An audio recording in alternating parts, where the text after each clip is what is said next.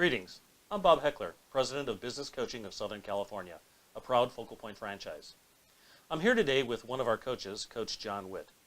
John has come up with an innovative way for you to express exactly what you do and why you do it as a business coach. John, thank you for being here. Bob, thanks for having me. So tell me, what have you come up with? What is this new innovative thing that all of our coaches, regardless of their tenure, should be looking at? Well, it's really about video marketing.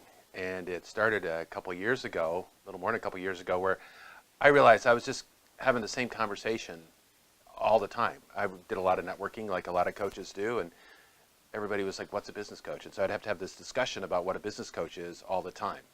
And I realized that I needed an opportunity to leverage my time a lot more effectively. And I've been fascinated with video for a long time, so it was kind of a natural place for me to go. So we started interviewing business owners and executives and sales professionals, my target market, and taking them through a little coaching session and recording that so that other people could see that and see what a coaching session is. And then my conversations with them would start at a different level. I wouldn't have to explain what a business coach is and what it does right away. So we moved on from that, and we were doing a live video at the time, and had to create an introduction script. And I asked the guests coming on, tell a little bit about their business and who their ideal client was and a few other things like that. And right after that, first or second guest that had gone through that process asked me for clips of those videos because they didn't have that information. They didn't have video on their website. They didn't have anything. So we hired an editor to kind of clip it up and make it look nice and put it on their website. So they could do a lot of different things with that. And we realized that this is something that we could do for all of our guests, really. So we made an investment in some equipment and some lighting and some training. We learned a lot more about what to do and what not to do from a video standpoint. And so we started creating these videos for our guests. And then I had a coach come on the show. Now, it's not a Focalpoint coach, just a friend of mine that I've known for many years, Vicki Higgins.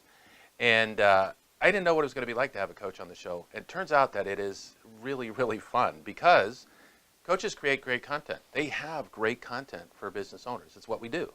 And in addition to that, there's this shared language thing that happens that's really, really fun. And so we get to talk about a lot of things, and the content that comes out is really, really fun.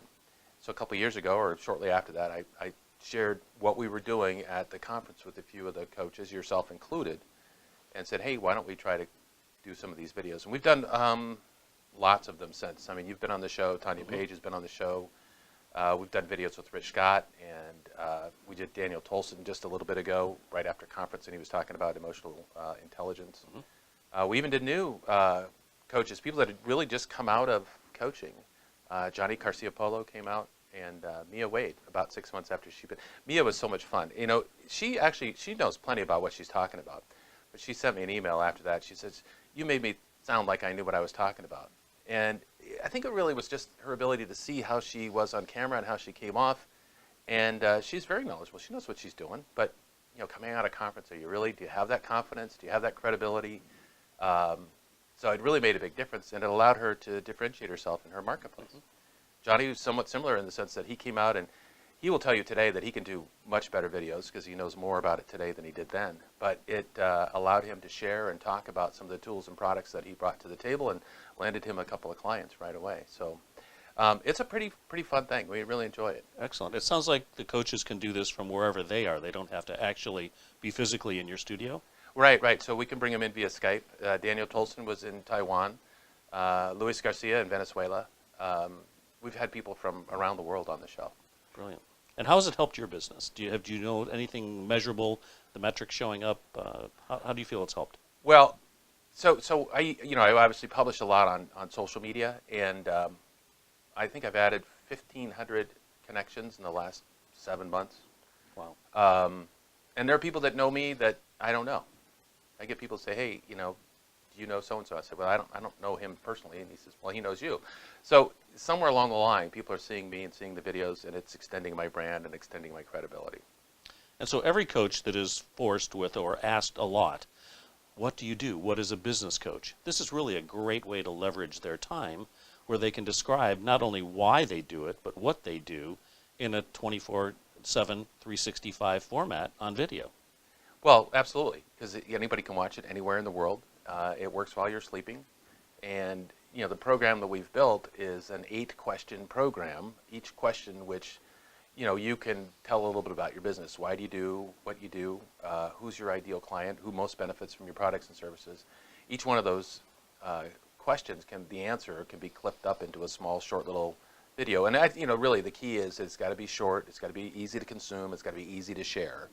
But when we do that, and we put a nice little front end graphic on it, we put a nice call to action graphic on the back, we put some pictures in there, we add some music, actually turned it into a pretty nice production.